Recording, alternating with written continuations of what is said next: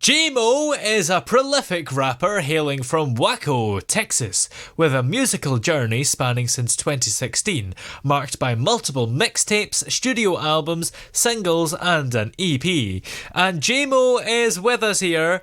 How are you today? Hi, it's good to be here and everything. How did you get started in the music industry? Let's see. It pretty much takes back to like late 2015, because I was in band, playing tuba, baritone, and trombone and stuff. Till like I got out of it, I pretty much got kicked out for getting into trouble too much, and my homie, I just heard my homies like rapping on the beat one time at school, and like we freestyled and everything. And like keep in mind, I've been kind of like freestyling since I was 12, but I did not know how to do no engineering or none of that stuff until like they showed me these type beats and some software studios like Logic Pro or BandLab, and like Yeah. I just kind of went from there. And when did you realise music was something you wanted to pursue seriously? It took me a long time, but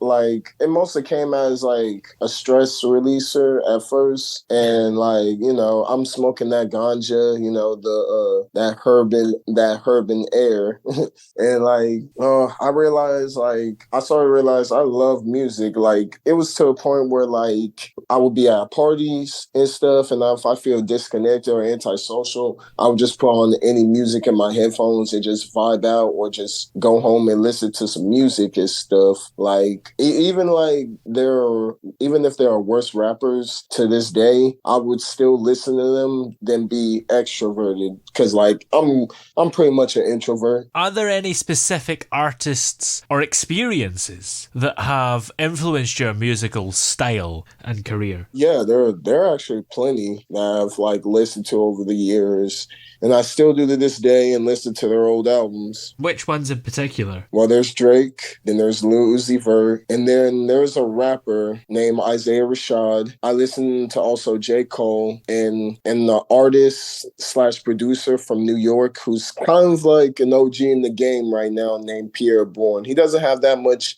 mainstream attention, but he's very, very talented. What is it that keeps you motivated to create music and to continue growing as an artist? Honestly, it's kind of like it's pretty much a perspective thing when I listen to the music. Like when I listen to music, I mostly listen to the lyrics. Like beats and sounds are like good, but I'm more into like the lyrics, because the lyrics have deeper meaning. Because it started with me being so interested in what they say and everything in their experiences, that like I can kind of just picture what they're saying and what they're going through, and it always resonates with me.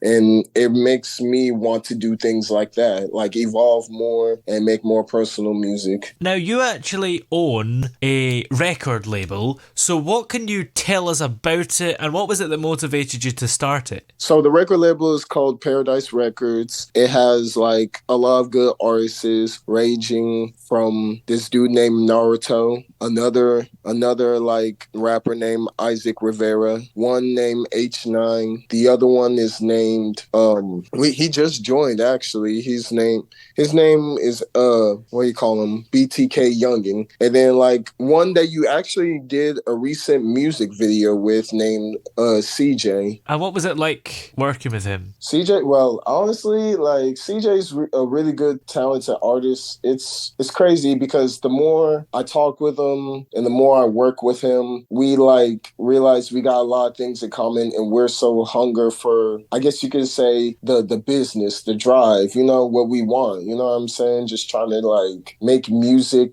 for us and have fun doing it, and trying to make a legacy. How do you envision the label you've created contributing to the music industry and supporting emerging artists? I grew up listening to trap music, but there were other sorry, it's hard to explain it, but there you have your your street trap shit, and then you have like the party trap shit, or like artists that like uses trap elements in their beats, like for example Lil Uzi Vert or Playboi Carti or Trippie Redd, sometimes XXX Tentacion. So like in a way, we're trying to like inspire some more artists like that, because nowadays like trap is good, but it's too much about killing and too much about killing and doing this and that and a lot of stuff, which can be good. You can like it, but like if that's something you want to put on the kids, then I don't think that's, you know what I'm saying? I don't think that's something you should like put on the kids all the time and all that stuff, because I Yeah. see news and outlets about like people like being influenced by these types of musicians. And don't get me wrong, I'm pretty sure these musicians just trying to make it out and come up and make some bread. I mean, we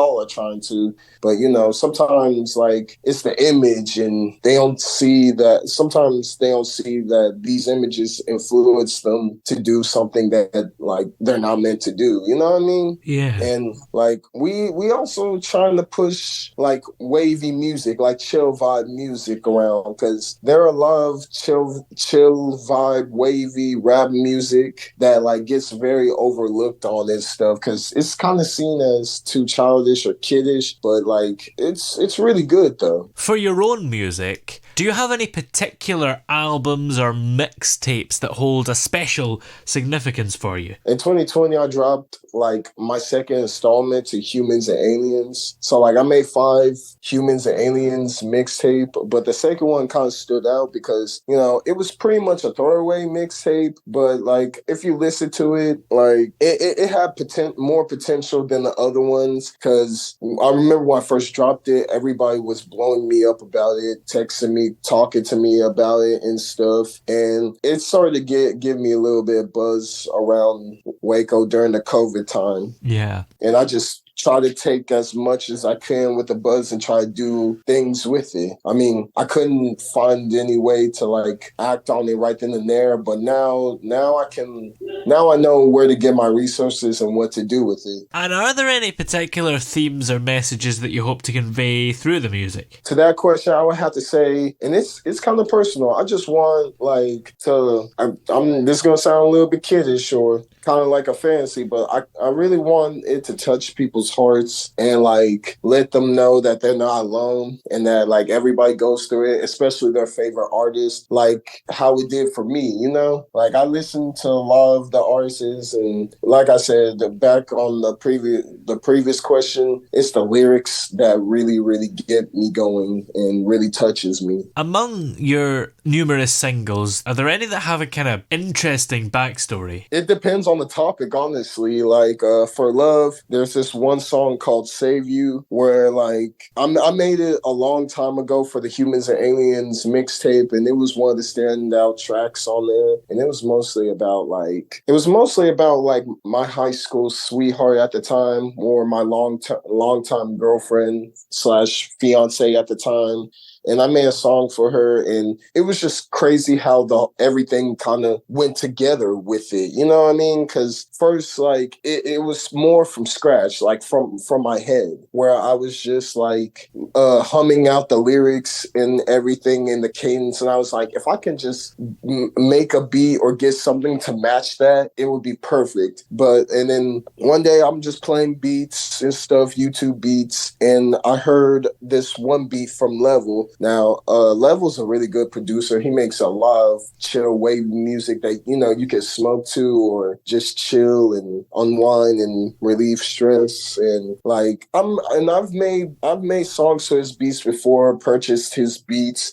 You gotta like look him up and check him out. But like when I heard the beat for Save You, I was like, that's the one. I gotta have that one. And I DM'd him, asked him for the beat and everything, paid for it, and just it all went together. And then I did my hook, then the verse, and then the hook again. And I didn't have none for the second verse. So then I got one of my friends at the time named TSG Chief to hop on there. And I'm not gonna lie, he really came through with it and made it sound even better than I thought it would. How do you actually approach creating standalone tracks versus those that are part of a larger project? At the beginning, I used to try to listen to some songs and stuff, and make the songs, and then if I really feel them, I would drop them and everything, even if it's like a standalone single or a single from an album or mixtape or EP.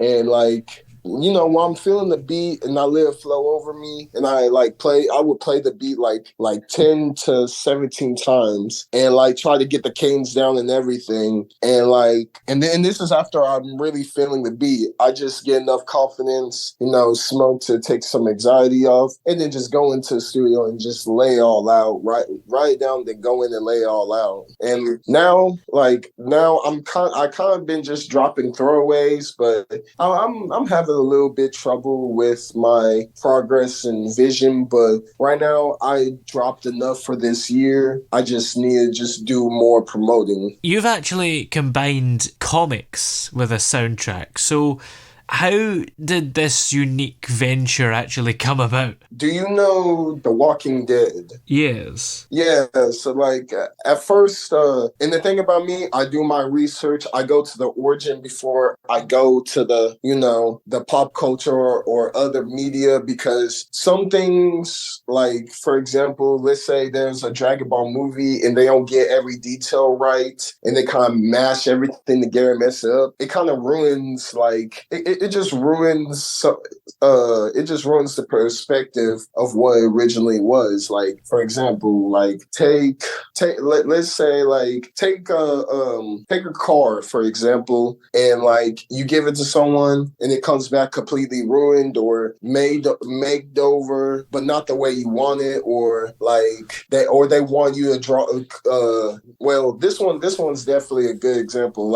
For one, I would have a vision for a cover art, tell them exactly how I want it, but then they come back to me a week or so later on and give it to me, and it's not exactly how I want it, not even close, stuff like that. And with The Walking Dead, I read the comics, and they had it posted on YouTube with their music and the soundtrack in the background. I mean, it wasn't a big soundtrack, but they put it on YouTube with motion captures or motion voices, voiceovers with it. And I was listening to it and I was like, you know what? I'm actually really, really messing with this. I'm actually fucking with this. And I want to always do that. And so I just, while in between, I was working on the comic while working on the Humans and Aliens 5 mixtape that I just dropped way back in, I think it was March. Yeah, back in March this year. In between those time frames, I was just making the soundtrack for the comic. The comic and the soundtrack have yet to be released. We're still working on it, but we're trying to get it done by the end of this year, or hopefully by the end of this month. I'm trying to have time to do it, because earlier in the year there were a lot of things that were going on, especially with my mother's passing. But now that I got everything out of the way, did a lot of healing and rehabilitation and a lot of soul searching, I'm ready to get back into the grind and try to follow my dreams like my mom would want me to do. Yeah, absolutely. You've done some collaborations as well, so are there any particularly memorable collaborations that you've experienced? Yes, okay, so there is this one other Waco rapper named Alico. He's very versatile. He's very good. You should check him out. It's Alico, like the Alico building from Waco. Just type in ALICO. Just a little note for anybody that will watch this interview. and we made like countless tracks. But the ones that I definitely liked, like the ones that I most definitely liked, and some of them are unreleased. There's one that's called Today Way. There's one that's called Can't Relate. There's another one called Starship, and there's another one called Element. And that's just out of the many countless tracks that we made. And the second, I have four more good collaborations. There was one that I really used to make music with. His name is Solo Dolo. He's from Austin, Texas. We made a lot of tracks, especially some for the Humans and Aliens 4. There's one called Out of Space. There's one called No Hoes, along with Alico. And then there's also one called Netflix and Chill. And the third one I would have to say would have to be by this dude named Marley Blaze, because we made a song called Came Up, and then there's another song called Remorse. And fourth one,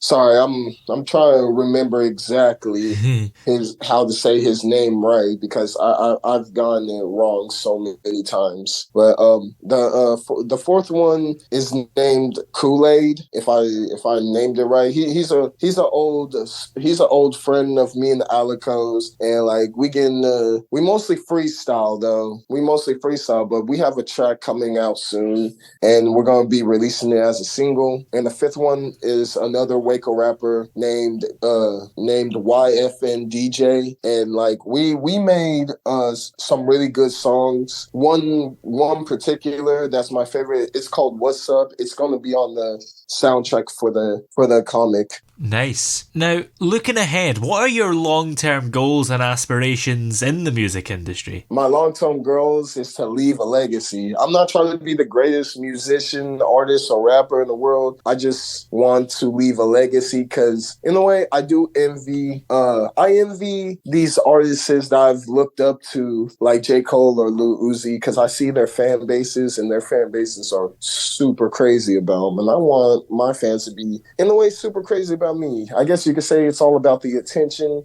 but like I understand why they get the attention. They're undeniably like artists that have unique potential, good wordplay and good lyrics. Could you give us a little sneak peek into your next project if you're working on one? What can we expect from it? I am thinking about releasing an EP this year. I was thinking about releasing it next year, but like I was talking about it with Alico and the others, and they were honestly telling me, drop it on your birthday. Your birthday's coming up. And I said, sure, I guess I can do that. And like it was a trap EP, kind of a throwaway, you know what I mean? Just me experimenting, just me experimenting. I'm trying something new. But like I have a third studio album coming out, and it's called Omega. That's coming out definitely next year. And unlike my previous mixtapes and albums, it's gonna be a more darker tone, more like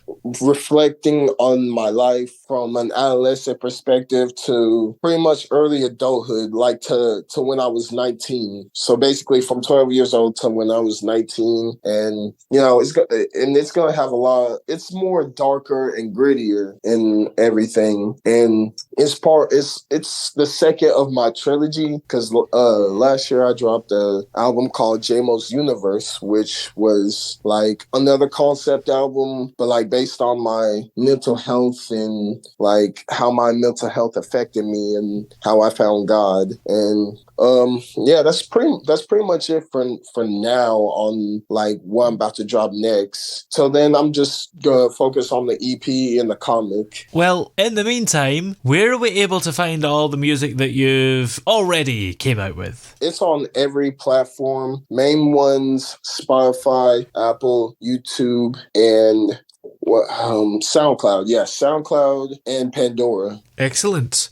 Well, many thanks for talking to us today. It's been great having you here. Thank you. Is it okay if I can like give some shout outs real quick? Yeah, that's no problem. Okay, shout out to Paradise Records, shout out to all my artists, shout out to Alico, shout out to DJ, shout out to Marley Blaze, shout out to Kool-Aid, and shout out to my little brother 4L3. He's also a good rapper. He be in the trap music and everything, and he got him a project out now. I would really appreciate it if y'all really check it out for the ones who are listening.